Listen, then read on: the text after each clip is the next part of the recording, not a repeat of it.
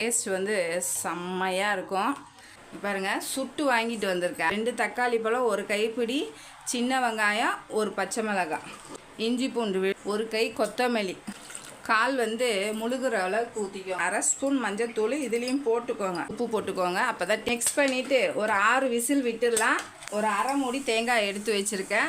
1 spoon மிளகு, 10 முந்திரி, 3/4 spoon கெசகசா, 1 spoon சோம்பு, ஒரு 4 பச்சை மிளகாய் விழுதாக அரைச்சிட்டு வந்துடணும். வந்துருச்சு பாருங்க.